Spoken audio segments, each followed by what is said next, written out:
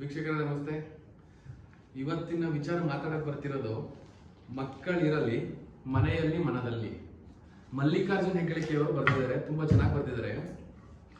ಏನ್ ಡಿಸ್ಕ್ರೈಬ್ ಮಾಡಿದ್ದಾರೆ ಅಂದ್ರೆ, ಮಕ್ಕಳು ಹಾಸ್ಟೆಲ್ ಓದೋರು ಬೆಸ್ಟು ಅಥವಾ ಮನೆಯಲ್ಲಿ ವಿದ್ಯಾಭ್ಯಾಸ ಮುಗಿಸಿದ್ರೆ ಬೆಸ್ಟು ಅಂತ ಹೇಳಿದ್ದಾರೆ. ಫಸ್ಟ್ ಹಾಸ್ಟೆಲ್ ಹೋದ್ರೆ ಏನಾಗುತ್ತೆ ಅನ್ನೋದು ನೋಡೋಣತ್ರಿ. ಹಾಸ್ಟೆಲ್ ಅಲ್ಲಿ ಜನರಲ್ ಆಗಿ ಏನಾಗುತ್ತೆ, Monday to Sunday as usual education 1 hour ಏನಾದ್ರು ಸ್ಪೋರ್ಟ್ಸ್ ಪೀರಿಯಡ್ ಅದು ಇದು ಸಿಗ್ಬೋದು. ಅಲ್ಲೇನಾಗುತ್ತೆ, ಓವರ್ ಡಿಸಿಪ್ಲಿನ್ ಇರುತ್ತೆ ಅಂದ್ಬಿಟ್ಟೆ ಪೋಷಕರು ಅಲ್ಲಿ ಸೇರಿಸಿರ್ತಾರೆ. ಎಷ್ಟು 3 ಲಕ್ಷ 4 ಲಕ್ಷ ಲಕ್ಷಾಂತರ ರೂಪಾಯಿ ದುಡ್ಡು ಖರ್ಚಿ ಸಾಲನ ಸೋಲನ ಏನೋ ಒಂದು ಮಾಡಿ ಪೇರೆಂಟ್ಸು ನನ್ನ ಮಗ ಇಲ್ಲಿ ಓದ್ತಾ ಇದ್ದಾನೆ ಅಂತ ಹೇಳ್ಕೊಳಕ್ಕೆ, 3ನೇ ಅವ್ರಿಗೆ ಹೇಳ್ಕೊಳಕ್ಕೆ ಅಷ್ಟೇ ಪ್ರೆಸ್ಟೀಜ್ಗೋಸ್ಕರ ಅಲ್ಲೇನ್ ಮಾಡ್ತಾರೆ, ಹಾಸ್ಟೆಲ್ಗೆ ಸೇರ್ತಾರೆ.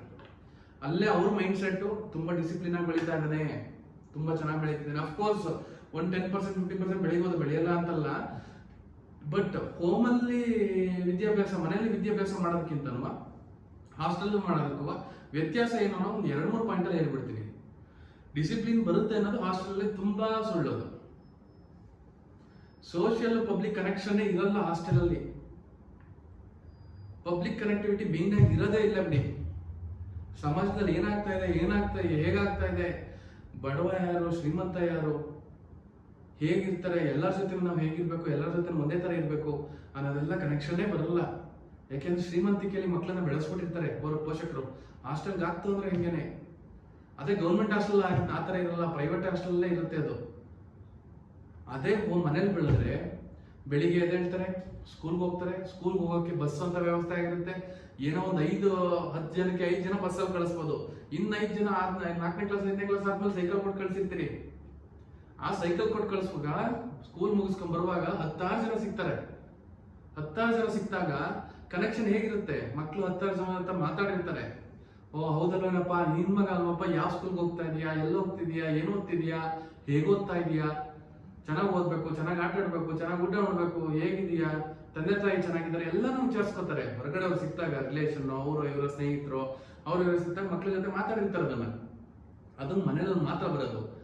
ಪೇರೆಂಟ್ಸ್ ಏನಾಗ್ಬಿಟ್ಟಿದೆ, ಮನೇಲಿ ಡಿಸಿಪ್ಲಿನ್ ಇರಲ್ಲ ಅನ್ನೋದು ಮೈಂಡ್ ಸೆಟ್ ಆಗ್ಬಿಟ್ಟಿದೆ. ಆ ಡಿಸಿಪ್ಲಿನ್ ಫಸ್ಟ್ ನೀವು ಹುಟ್ಟಾಕೊಳ್ಳಿ.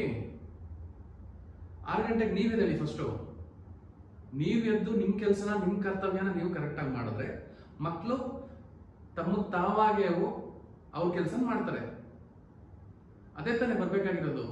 ನಾವು ಕರೆಕ್ಟಾಗಿ ಸಂಜೆ ಮನೆಗೆ ಹೋಗ್ಬಿಟ್ಟು ಕರೆಕ್ಟಾಗಿ ನಮ್ಮ ಕೆಲಸ ಏನಿದೆ ಅದನ್ನ ನಾವು ಮಾಡ್ತಾ ಹೋದ್ರೆ, ಸ್ಪೆಷಲಿ ಮಹಿಳೆಯರು ಮನೆಯಲ್ಲಿ ತಾಯಿದೆ ಅಲ್ಲಿ ಮೂಲ ಆಗಿರುತ್ತೆ. ತಾಯಿ ತಮ್ಮ ಕೆಲಸ ಕರೆಕ್ಟಾಗಿ ಮಾಡ್ತು ಅಂತ ಹೇಳಿದ್ರೆ ಮನೇಲಿ ಯಾಕೆ ಡಿಸಿಪ್ಲಿನ್ ಇರಲ್ಲ? ನಾನು ಚಾಲೆಂಜ್ ಆಗಿ ಹೇಳ್ತೀನಿ, ಕೇಳಿಬೇಕಾದ್ರೆ. ಲಕ್ಷಾಂತರ ಕೋಟ್ಯಾಂತರ ರೂಪಾಯಿ ಕೊಟ್ಬಿಟ್ಟು ಬೇರೆ 10ನೇ ಕ್ಲಾಸ್ ಮುಗಿಯೋಷ್ಟೊತ್ತಿಗೆ 50 ಲಕ್ಷ ದುಡ್ಡು ಬೇಕು. 10ನೇ ಕ್ಲಾಸ್ ಮುಗಿಯೋಷ್ಟೊತ್ತಿಗೆ ಹಾಸ್ಟೆಲ್ 50 ಲಕ್ಷ ಮಿನಿಮಮ್ ಬೇಕು, ನಮ್ಮ ಎಕ್ಸ್ಪೆಂಡಿಚರ್ ಎಲ್ಲ ಸೇರಿ. ಅದೇ ಹೋಯ್ತು ಮನೇಲಿ ಅಂತ ಹೇಳಿದ್ರೆ ಅಷ್ಟಾಗಲ್ಲ. ಅಕ್ಕಪಕ್ಕದಲ್ಲಿ ಸ್ಕೂಲ್ ಇರುತ್ತೆ, ಬಂಧು ಬಳಗ ಇರುತ್ತಾರೆ, ಸಮಾಜದಲ್ಲಿ ಹೇಗೆ ಬೆಳಿಬೇಕು ಅಂತ ಇರುತ್ತೆ. ಹಂಗಾಗಿ ದಯವಿಟ್ಟು ನನ್ನ ಅಭಿಪ್ರಾಯ, ಅಟ್ಲೀಸ್ಟ್ 12th ಆಗೋ ಗಂಟನಾದ್ರೂ, ಡಿಗ್ರಿ ಬಿಡಿ, ಗ್ರಾಜುಯೇಷನ್ ಅಲ್ಲಿ ಇರುತ್ತೋ ಇಲ್ಲ ಬೇರೆ ಕಡೆ ಹೋಗ್ಬೇಕು ಅದೆಲ್ಲ ಗೊತ್ತಾಗಲ್ಲ. ಅದು ಡಿಗ್ರಿ 12th ಆಗೋ ಗಂಟನಾದ್ರೂ ಮಕ್ಕಳು ನಿಮ್ಮ ಹತ್ರನೇ ಬೆಳೀಲಿ, ವಿದ್ಯಾಭ್ಯಾಸ ನಿಮ್ಮ ಬುಡದಲ್ಲೇ ಆಗ್ಲಿ. ಅದಕ್ಕೆ ತಾಯಿಯೇ ಮೊದಲ ಪಾಠಶಾಲೆ, ತಾಯಿಯೇ ಮೊದಲ ಗುರು, ಮನೆಯೇ ಮೊದಲ ಪಾಠಶಾಲೆ ಅಂತ ಹೇಳೋದು. ಪಾಠಶಾಲೆ ಯಾವಾಗಲೂ ಜೊತೆಲಿರ್ಬೇಕು, ತಾಯಿ ಯಾವಾಗಲೂ ಜೊತೆಲಿರ್ಬೇಕು, ಪೋಷಕರು ಯಾವಾಗಲೂ ಜೊತೆಲಿರ್ಬೇಕು. ಹಂಗಾಗಿ ಇಷ್ಟನ್ನು ಹೇಳ್ತಾ ನಾನು ಈ 2 ಮಾತು ಮುಗಿಸ್ತೀನಿ. ತುಂಬಾ ಬೇಜಾರಾಗಂತ ವಿಚಾರ. ಎಲ್ಲ ಯೋಚನೆ ಮಾಡಿ ಮಕ್ಕಳನ್ನ ಎಲ್ಲೆಲ್ಲ ಸೇರಿಸ್ಬೇಕು ಅಂತ ಸೇರಿಸ್ಬಿಟ್ಟು ಕರೆಕ್ಟಾಗಿ ಒಂದು ದಾರಿಗೆ ತರಬೇಕು. ಸದೃಢ ದೇಶ ಕಟ್ಟಬೇಕು ಅಂದ್ರೆ ಮಕ್ಕಳೇ ಬುನಾದಿ ಇಲ್ಲಿ. Thank you.